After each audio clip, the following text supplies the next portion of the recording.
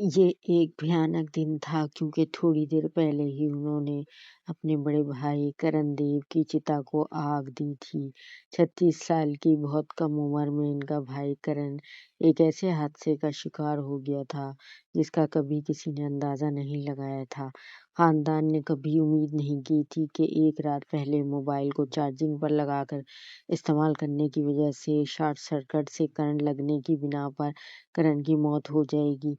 क्योंकि मुल्क में पहले भी ऐसे वाक़यात हो चुके थे, इसलिए करण के ख़ानदान को इस बात पर यकीन करने में काफ़ी दुश्वारी भी नहीं हुई। ख़ानदान के बड़े बेटे का 4 कंधों पर शमशान तक का सफ़र सबके दिलों में गहरा दर्द छोड़ गया और इस दर्द को और बढ़ा रहा था ये ख़याल कि करण अपनी बीवी सष्मिता और 6 साल के बच्चे को इस दुनिया में अकेला छोड़ गया था, जो अभी तक ये कबूल नहीं कर पाए थे कि करण अब इस दुनिया में नहीं है। ऐसे शोक के माहौल में मौजूद रिश्तेदार, पड़ोसी और जानने वाले लोग देव के खानदान को गम की घड़ी में तसल्ली दे रहे थे। इसी दौरान वहाँ एक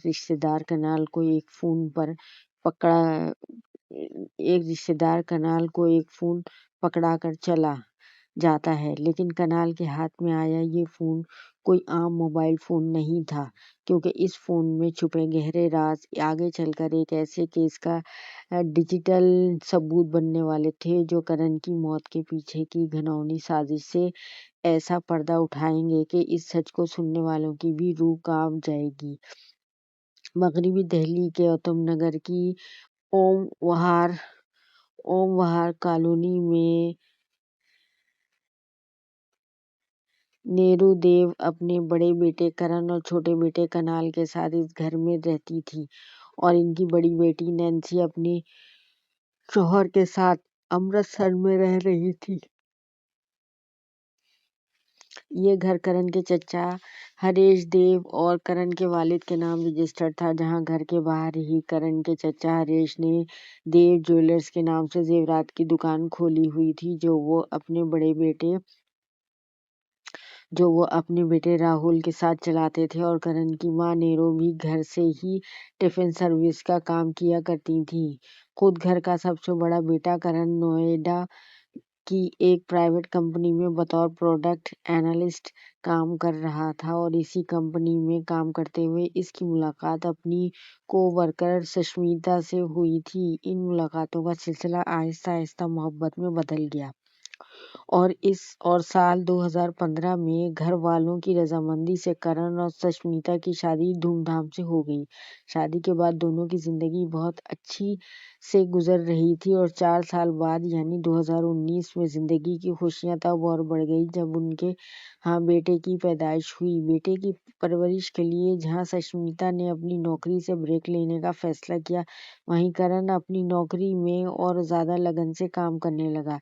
करण को महसूस हुआ कि खानदान बढ़ने और जगह की कमी की वजह से अब इस घर में बच्चे की परवरिश मुश्किल हो गई है, इसलिए वो अपनी बीवी और बच्चे के साथ इसी इलाके में किराए के मकान में मुंतकिल हो गया। करण हमेशा से चाहता था कि अपने बच्चे की अच्छी परवरिश करो, इसके साथ गुजारे हुए लम्हात को अपने घर की दीवारों में समेट कर रखे। 2 साल बाद यानी 2021 में उसका ये ख्वाब भी पूरा हुआ जब बैंक से कर्ज लेकर इसने इसी इलाके में एक फ्लैट खरीदा और सुष्मिता और बेटे के साथ वहां मुंतकिल हो गया। सुष्मिता और बेटे के साथ साथ करण का अपने पूरे खानदान से भी गहरा लगाव था। यही वजह थी कि इसने अपना नया घर कहीं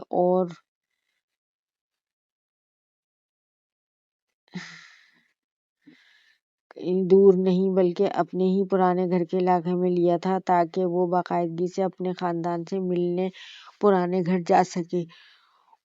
पूरा खानदान अपनी जिंदगी में बहुत खुश था, लेकिन इन्हें मालूम भी एहसास नहीं था कि एक बुरी नजर इनकी सारी खुशियों को एक पल में उजाड़ कर चली जाएगी।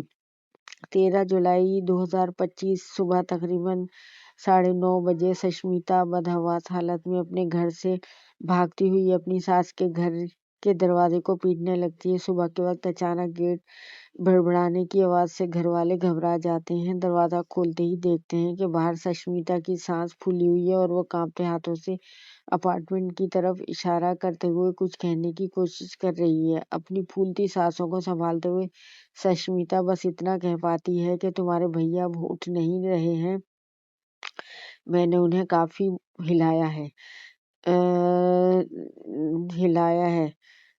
دلایا نے، پر وہ جواب نہیں دے رہے۔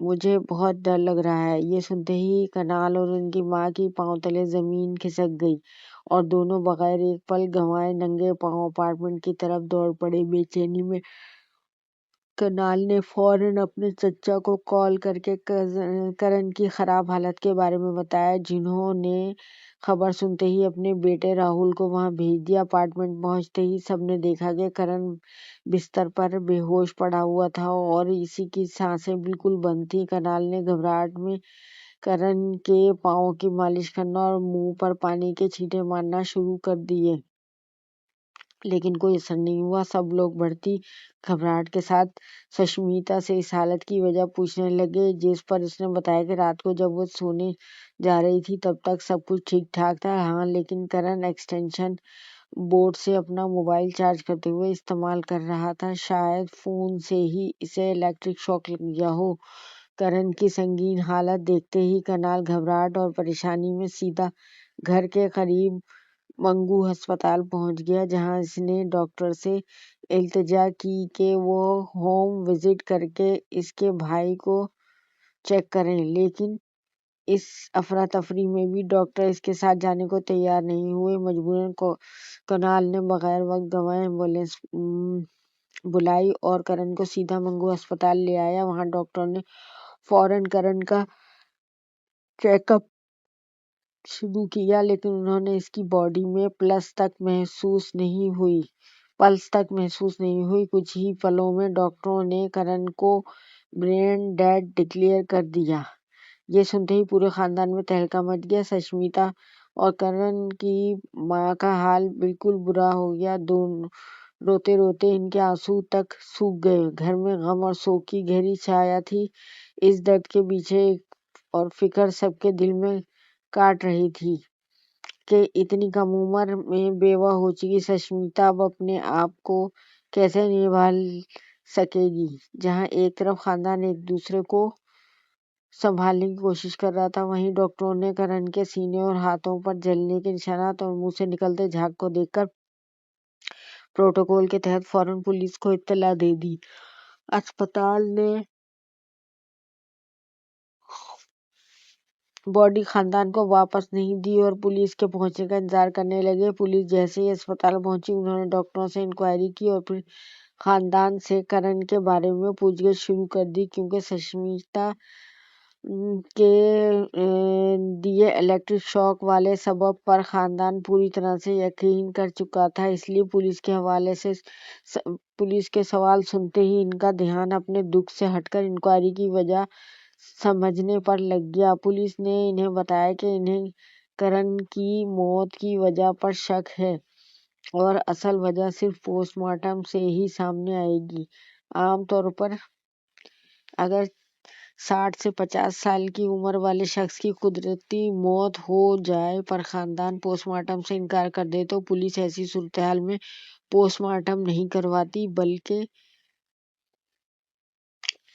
کرن صرف 36 سال کا تھا اور موت کی وجہ بھی واضح نہیں تھی، اس لیے پولیس نے خاندان سے کہا کہ وہ آپس میں بات کر کے پوسٹ مارٹم کے لیے اپنا فیصلہ سنائیں۔ اسپتال میں کرن کا پورا خاندان اور رشتے دار موجود تھے۔ ایسے میں کرن کے چچا ہریش دیو پوسٹ مارٹم کرانے کے خلاف ہو گئے۔ ان کا کہنا تھا کہ اپنے بچے کو تو ہم کھو چکے ہیں، کم از کم اس کی باڈی کی بے حرمتی نہ کی جائے۔ ہریش کا بیٹا راہل بھی اسی بات کی حمایت کرنے لگا۔ وہیں دوسری طرف سشمیتا اپنی ساس سے روتے ہوئے کہنے لگی، کرن نے مجھ سے پہلے کہا تھا کہ اگر میں کبھی مر جاؤں تو پلیز میرا پوسٹ مارٹم مت کرانا۔ اپنے بیٹے کی خواہش کو سنتے ہوئے کرن کی ماں بھی سشمیتا کی بات سے راضی ہو گئی۔ وہ پولیس سے پوسٹ مارٹم نہ کرانے کی بات کہنے والی تھی کہ کنال نے ان کا ہاتھ پکڑ کر انہیں وہیں روک لیا اور آہستہ سے انہیں بتایا کہ ماں، جب میں گھر پر کرن کی باڈی کو ایمبولینس میں رکھوا رہا تھا تب میں نے اس کے منہ سے جھاگ نکلتے دیکھا تھا اور ڈاکٹر نے اس کی باڈی پر کئی چوٹ کے نشان بھی دیکھے تھے۔ کنال نے سمجھاتے ہوئے کہا کہ اس فیصلے کو ہمیں صرف جذباتی نہیں بلکہ سمجھداری سے لینا ہوگا،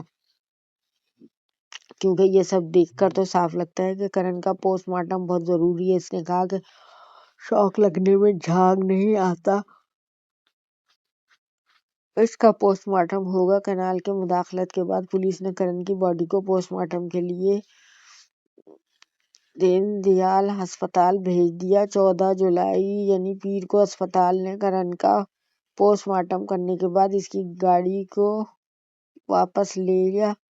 واپس کر دیا اور خاندان نے کرن کا آخری رسوم ادا کر دیا۔ کرن کو رخصت کرنے خاندان، رشتہ دار اور آس پڑوس کے تمام لوگ آئے تھے۔ غمگین ماحول میں ایک رشتہ دار کنال کو ایک موبائل فون دیتے ہوئے کہتا ہے کہ یہ راہل کا فون ہے، اس کو لوٹا دینا۔ یہ راہل وہی ہریش دیو کا بیٹا اور کنال کا کزن تھا، اس لیے کنال اپنے پاس وہ فون رکھ لیتا ہے۔ ایسے سوگ کے ماحول میں جب اس کا دھیان اپنے بھائی کے آخری رسوم کی میں شرکت میں لگا ہوا تھا تب وہ اپنا خود کا فون کہیں رکھ کر بھول گیا اور اپنے آس پاس کی جگہوں میں چیک کرنے کے بعد بھی جب اسے اپنا فون نصیب نہیں ملا تو اس نے راہل کے